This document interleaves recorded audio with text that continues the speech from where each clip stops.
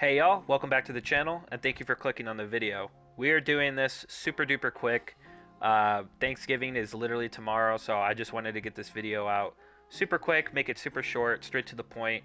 Because as I was doing research for this video, I noticed that this weapon specifically has not really received any substantial video upload from any popular YouTuber in like 5 years. So it's pretty old. And I kind of wanted to do an update video, a 2023 version, in case anybody else, specifically the new players, were thinking about running this thing. I think it even looks quite nice with my Volt. But let's talk about the build. First thing I want to notate is that this weapon has 40 base status, which is extremely high, which is why we are not running any crit and no crit damage. Everything in this build is primarily focused on status, viral heat, and slash. Now you'll notice I have Buzzkill and Carnus Mandible in here for two reasons. Number one, we've got status in here, and number two, the slash. We want slash to be weighted a little heavier because impact and slash are tied, but heat, which is its innate status, is higher than both of them.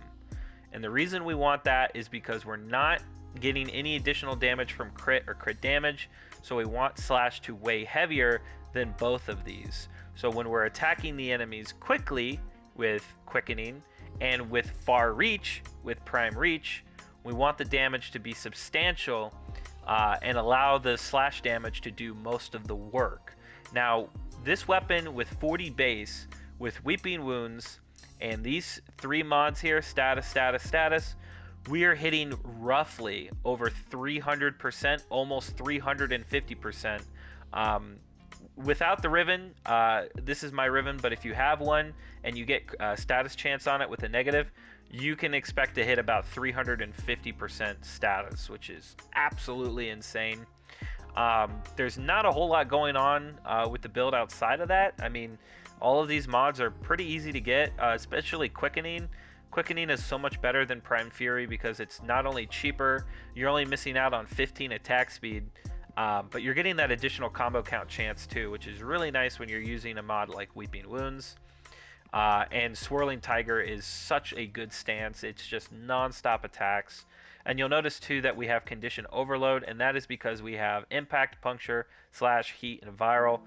That is so much better at 80 times per status versus just a flat 165. The damage is quite noticeable. But that's the build, and if you have a Riven, this is what I have.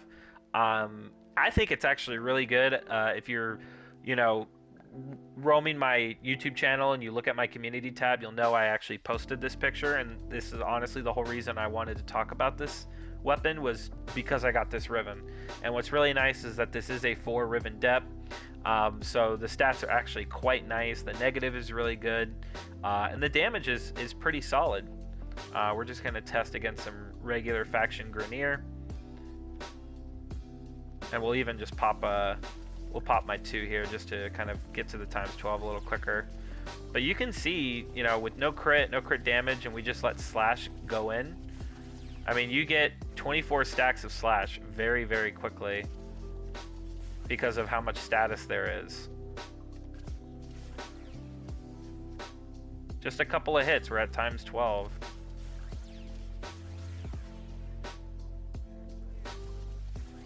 It's really, really good. I'm impressed with this weapon. I'm hoping it gets like a Kuva variant at some point, but time will tell. But you are reducing their armor just a little bit with the heat. But the main takeaway is the viral helping your slash damage so much.